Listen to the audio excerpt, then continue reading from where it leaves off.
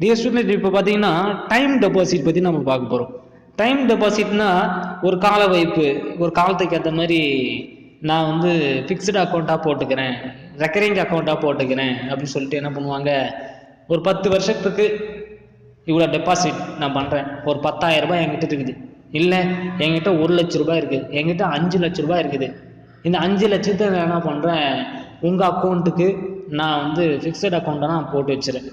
ஏன்னா இந்த அக்கௌண்ட் அப்படியே தான் இருக்கும், நீங்களாக வந்து எடுத்தால் மட்டுமே இந்த அக்கௌண்ட்டை ஓப்பன் பண்ண முடியும். ஃபிக்ஸட் அக்கௌண்ட் பொறுத்த வரைக்கும் மீதி யாராலையும் இந்த அக்கௌண்ட்டை வந்து ஓப்பன் பண்ண முடியாது, உங்களால் மட்டும்தான் இந்த அக்கௌண்ட் ஓப்பன் பண்ண முடியும். ஓகேங்களா, அதுதான் வந்து ஃபிக்ஸட் டெபாசிட். FD account. சரி, இதை பற்றி நம்ம டீட்டெயில்ஸை நம்ம பார்க்கலாமா? Certain amount is deposited for a fixed period for a fixed rate of interest. அதாவது இங்கே ஜூனியருக்கு ஒரு இன்ட்ரெஸ்ட் இருக்குது. ஜூனியருக்கு பார்த்தீங்கன்னா 4.5% இன்ட்ரெஸ்ட் கொடுப்பாங்க. அதாவது பேங்க் ப்ரொவைட் பண்ணக்கூடிய இன்ட்ரெஸ்ட் நான் சொல்ல நினைக்கிறேன்.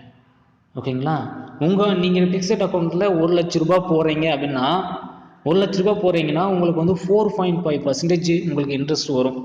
அப்போ 1,00,000க்கு எவ்வளோ அப்படின்னு பார்க்கும்போது 4.5% அப்படின்னா உங்களுக்கு வந்து 0 பாயிண்ட்டில் தான் நீங்கள் கவுண்ட் பண்ண முடியும். ஓகேங்களா, உங்களுக்கு வந்து 450 ரூபாய் இல்லை வந்து 1,00,000க்கு 40 ரூபாய் 50 பைசா அந்த மாதிரி வந்து உங்களுக்கு என்ன பண்ணும், இன்ட்ரெஸ்ட் வந்து ஆட் ஆகினே வரும். என்னது, உங்களுக்கு வந்து இன்ட்ரெஸ்ட் என்ன பண்ணுவாங்க, ஆட் பண்ணினே வருவாங்க. அப்போது ஒரு வருஷத்துக்கு எவ்வளோ இன்ட்ரெஸ்ட்டுன்னு நீங்கள் கால்குலேட் பண்ணிக்கோங்க. ஓகேங்களா, 1,00,000ல் 4.5% வந்து ஜூனியருக்கு கொடுக்குறாங்க அப்படின்னு பார்க்கும்போது அதை வந்து நீங்கள் கால்குலேட் பண்ணிக்கலாம் ஒரு வருஷத்துக்கு. அது இல்லாமல் ஜூனியர் சீனியர் அப்படின்னு இருக்காங்க. சீனியர் பர்சன் அப்படின்னு பார்க்கும்போது உங்களுக்கு வந்து சீனியர் 5.5%, 5%, அப்புறம் சூப்பர் சீனியர் அப்படின்னு இருக்காங்கல்ல, சூப்பர் சீனியருக்கெல்லாம் பார்த்தீங்கன்னா 6%, 6.5%, லாஸ்ட் 7% வரைக்கும் ஃபிக்ஸட் டெபாசிட்டில் இருக்குது. ஓகேங்களா, நீங்கள் பேங்க்குக்கு போனீங்கன்னா வச்சுங்களேன், பேங்க்குக்கு போகும்போது ஃபிக்ஸட் டெபாசிட் அப்படின்னு போட்டிருக்கும். அது நீங்கள் பேங்க்குக்கு போகிறீங்க அப்படின்னா ஃபிக்ஸட் டெபாசிட்னு ஒரு போர்டு போட்டிருக்கும். அந்த போர்டு கீழே பார்த்தீங்கன்னா பர்சன்டேஜ் இருக்கும். சீனியர், ஜூனியர், ஸ்டூடெண்ட், இல்லை வேறு ஏதாவது ரெகுலர் கஸ்டமர் சம்திங் எதனா போட்டிருக்கோம். அப்புறம் சூப்பர் சீனியர் போட்டிருக்கோம். இந்த மாதிரி வேறு ஏதாவது ஒரு கவர்மெண்ட் துறையில் இருக்கிறவங்க பேர் போட்டிருக்கோம். அந்த மாதிரி இருக்கும். அவங்களுக்கெல்லாம் ஒரு இன்ட்ரெஸ்ட் கொடுப்பாங்க. அதுதான் வந்து ஃபிக்ஸட் அக்கௌண்ட்டில். அடுத்து பார்த்தீங்கன்னா given depositors rate of interest in higher than saving account. On the date of maturity, the principal along with interest for the fixed period is paid. என்ன பண்ணுவாங்கன்னா, ஃபிக்ஸட் டெபாசிட்டில் பொறுத்த வரைக்கும் உங்களுக்கு வந்து ஒரு வட்டியை வந்து என்னன்னா நிர்ணயம் பண்ணுவாங்க. அந்த வட்டிக்கு ஏற்ற மாதிரி என்ன பண்ணுவாங்க, ஒரு மாதத்துக்கோ இல்லை ஒரு நாளிலோ என்ன பண்ணாங்கன்னா, அந்த வாடிக்கையாளருடைய அந்த கடன் வைப்பு செய்த முதல் கடன் பெற முடியும் அப்படின்னு சொல்கிறாங்க. இதில் என்ன பண்ணுறாங்கன்னா, கடன் கூட வாங்கலாம் அப்படின்னு சொல்கிறாங்க. இதில் லோன் வந்து ப்ரொவைட் பண்ணுறாங்க. இதுலையே லோன் வந்து ப்ரொவைட் பண்ணுறாங்க. அது இல்லாமல் இந்த முதிர்வடையும் நாளில் முடியுதுல, இப்போ இந்த நாள் வந்து முடியுதுன்னா 1 இயர் முடியுதுன்னா அது மூலிமா என்ன பண்ணுங்கன்னா, நம்ம மறுபடியும் வந்து மெச்சூரிட்டி பீரியட் முடிகிற டைமுக்கு கொண்டு அடுத்த இயரில் என்ன ரினியூவல் பண்ணிக்கலாம். என்னது, ரினியூவல் பண்ணிக்கலாம். அது ஒரு வருஷம் நான் வந்து 1,00,000 ரூபாய் நான் வந்து டெபாசிட் பண்ணியிருக்கேன்னு வச்சுக்கேன். 1 இயர் முடியுது, ஒரு வருஷத்துக்கு நான் வந்து ஃபிக்ஸட் டெபாசிட் போடுறேன், இல்லை நான் 6 மாதத்துக்கு நான் ஃபிக்ஸட் டெபாசிட் போடுறேன் அப்படின்னு வச்சிங்களேன். அந்த டெபாசிட் என்ன பண்ணுன்னா, அடுத்த 6 மாதம் முடிஞ்ச பிறகு நீங்கள் என்ன பண்ணலாம், அந்த பணத்தை எடுத்துக்கலாம், இன்ட்ரெஸ்ட்டோடு நீங்கள் எடுத்துக்கலாம். இல்லைனா அந்த இன்ட்ரெஸ்ட்டோடு என்ன பண்ணலாம், இன்ட்ரெஸ்ட் மட்டும் நான் எடுத்துக்கிறேன், மீதி அந்த அமௌண்ட் இருக்குது பார்த்தீங்களா, அந்த ஃபுல் அமௌண்ட் இருக்குல்ல 1 lakh, அந்த 1 lakh என்னென்னா அடுத்த வருஷத்துக்கு ரினியூவல் பண்ணிக்கிங்க அப்படின்னா ரினியூவல் பண்ணிக்குவாங்க. இதுதான் வந்து ஃபிக்ஸட் டெபாசிட். இங்கே 1 மந்த்லேருந்து 10 இயர்ஸ் வரைக்கும் ஃபிக்ஸட் டெபாசிட்டில் அவைலபிளாக இருக்குது. ஓகேங்களா, டெபாசிட் பண்ணிக்கலாம். நெக்ஸ்ட் பார்த்தீங்கன்னா ரெக்கரிங் டெபாசிட். ரெக்கரிங் டெபாசிட் வரைக்கும் தொடர் வைப்பு அப்படின்னு சொல்லுவாங்க.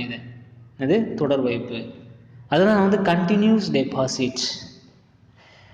Certain sum is deposited into the account every month for 1 year or 5 years or the agreed period. Agreed periodனா ஒரு வருஷம் இல்லை, 2 வருஷம் இல்லை, 5 வருஷத்துக்கு சேர்த்து போடுங்க, 10 வருஷத்துக்கு சேர்த்து போடுங்க, இல்லை ஆயுள் முழுக்க நீங்கள் போடுங்க, ஆயுள் முழுக்க நீங்கள் வந்து டெபாசிட்டை வந்து ரினியூல் பண்ணிக்கலாம் அப்படின்னு சொல்லிட்டு தான் இந்த தொடர் வைப்பு அப்படின்னு சொல்லிக்கிறாங்க. காலத்திற்கோ அல்லது வைப்பு செய்வதை குறிக்கும். இங்கே பார்த்தீங்கன்னா interest rate is more then saving deposit and almost equal to fixed deposit. இது வந்து பார்த்தீங்கன்னா ஃபிக்ஸட் டெபாசிட் மாதிரியே தான் ரெக்கரிங் டெபாசிட்டும் ஃபிக்ஸட் டெபாசிட்டும் ஒரு மாதிரி தான். ஆனால் ஒவ்வொரு ஆஃபர்ஸோ இல்லை ஒவ்வொரு வேரியேஷன் இருக்கும். இதில் என்ன வேரியேஷன் பார்க்கும்போது இங்கே at the end of the period the deposited amount along with interest are returned to the customer. இங்கே என்ன பண்ணுறாங்கன்னா இன்ட்ரெஸ்ட்டை வந்து ரிட்டர்ன் பண்ணிக்கலாம் அப்படின்னு சொல்கிறாங்க. இதில் வந்து ஒரு மெயின் என்ன பாயிண்ட்னா இன்ட்ரெஸ்ட்டை வந்து ரிட்டர்ன் பண்ணிக்கலாம் அப்படின்னு சொல்கிறாங்க. Premature closing is allowed with the charge to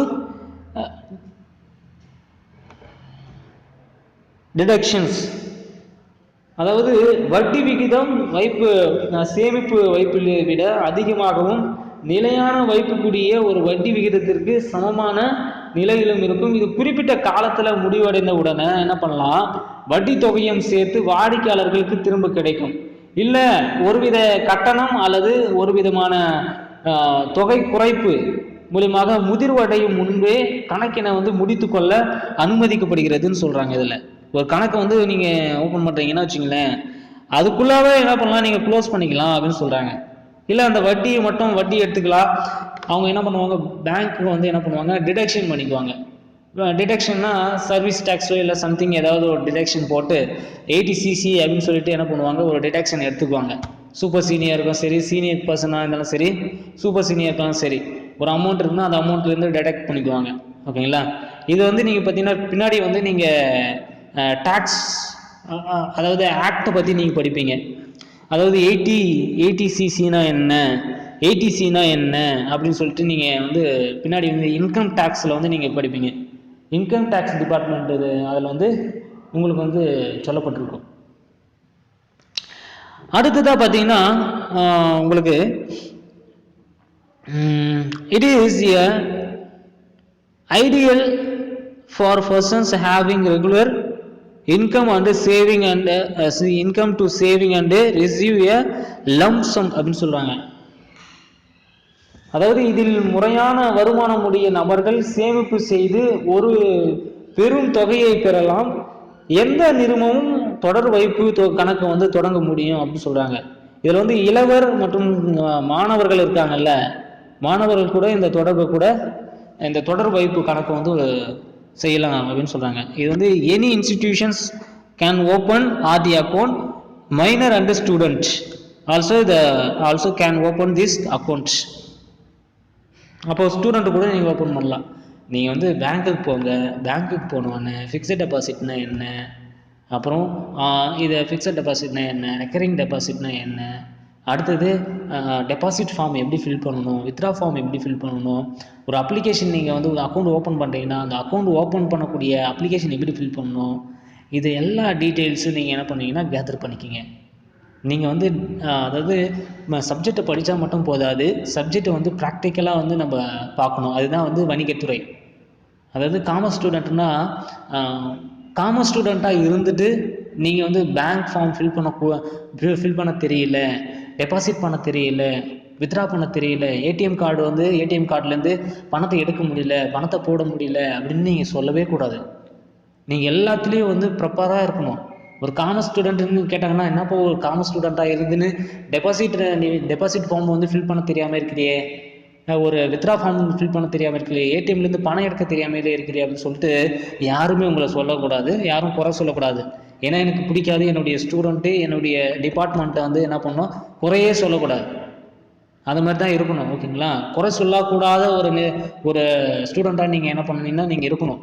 அதுதான் வந்து இந்த காமர்ஸ் டிபார்ட்மெண்ட் பொறுத்த வரைக்கும் ஆர்பிஐலேருந்து அப்புறம் என்ன பண்ணுறாங்க, பேங்க்கு டைப்ஸ் ஆஃப் பேங்க்கு, இன்னொன்று பார்த்தீங்கன்னா பேங்க்ஸுடைய கமர்ஷியல் பேங்க்ஸுடைய ஃபங்க்ஷன்ஸ் இதெல்லாம் வந்து சொல்லின்னு வரும். ஓகேங்களா? அப்போது இதெல்லாம் நீங்கள் தெரிஞ்சுக்கணும். பேங்க்கு பற்றி நீங்கள் ஃபுல் அண்ட் ஃபுல் டீட்டெயில்ஸ் தெரிஞ்சுக்கணும். ஓகேங்களா? இதை பற்றி நீங்கள் தெரிஞ்சுக்கிங்க. இது வந்து 5 மார்க்கில் வரும். இந்த ரெண்டுமே சேர்த்து 5 மார்க்கில் வரும். நீங்கள் எழுதிக்கிங்க. ஓகேங்களா? எந்த டவுட்டாக இருந்தாலும் எனக்கு சொல்லுங்கள். அடுத்தது நம்ம வந்து ஃபுல் டீட்டெயில்ஸ் வந்து நம்ம பார்க்கலாம். ஆர்டிஜிஎஸ்னா என்ன, நெஃப்ட்னா என்ன, ஐஎம்எஃப்னா என்ன, பேன் கார்டுனா என்ன, இது எல்லாத்தையும் நம்ம வந்து பின்னாடி நம்ம பார்க்கலாம்.